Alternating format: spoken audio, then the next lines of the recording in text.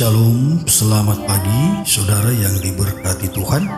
Jumpa kembali dalam seri pembahasan firman Tuhan bersama Allah di waktu fajar. Mari berdoa. Bapa di sorga, terima kasih dengan hari yang baru kami bisa nikmati.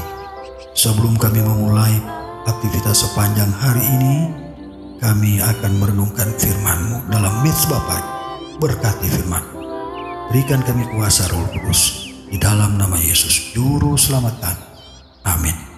Judul pembahasan firman Tuhan pagi ini adalah Allah mengarahkan pelayanan kita.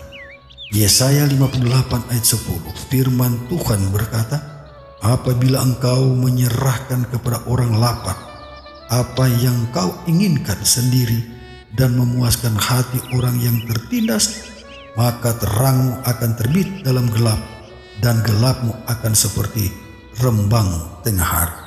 Saudara yang diberkati oleh Tuhan, sementara kita melihat kebutuhan orang miskin, yang bodoh, yang tersiksa, betapa sering hati kita terharu. Kita bertanya, apakah yang bisa dibuat oleh tenaga kita yang lemah dan persediaan kita yang sedikit untuk menutupi kebutuhan sebesar ini? Apakah kita tidak menunggu seseorang yang mempunyai kesanggupan yang lebih besar untuk mengatur pekerjaan itu, atau suatu organisasi untuk mengambil alih tugas itu? Yesus mengatakan, kamu harus memberi mereka makan. Gunakanlah sarana, waktu dan kesanggupan yang engkau miliki. Bawalah rotimu itu kepada Yesus. Saudara yang diberkati Tuhan, sekalipun persediaanmu tidak cukup untuk memberi makan ribuan orang, mungkin itu cukup untuk satu orang. Di tangan Yesus, persediaan bahan itu dapat memberi makan banyak orang. Seperti murid-murid, berikanlah apa yang ada padamu. Yesus akan melipat gandakannya.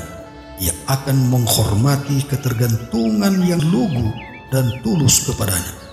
Apa yang tampaknya satu persediaan yang sedikit akan terbukti cukup untuk pesta besar. Saudara yang diberkati oleh Tuhan, hati kita harus dipenuhi dengan kasih Kristus sehingga ucapan syukur kita akan menghangatkan hati orang lain. Ini adalah pelayanan yang dapat dilakukan semua orang, dan Tuhan menerimanya seperti yang dipersembahkan kepada dirinya sendiri. Dia membuatnya efektif, memberikan kepada pekerja yang sungguh-sungguh rahmat yang mendamaikan manusia dengan Tuhan. Saudara yang diberkati oleh Tuhan, semoga Tuhan membantu umatnya untuk menyadari bahwa ada pekerjaan sungguh-sungguh yang harus dilakukan. Semoga Dia membantu mereka mengingat bahwa di rumah, di gereja, dan di dunia mereka harus mengerjakan pekerjaan Kristus. Mereka tidak dibiarkan bekerja sendirian.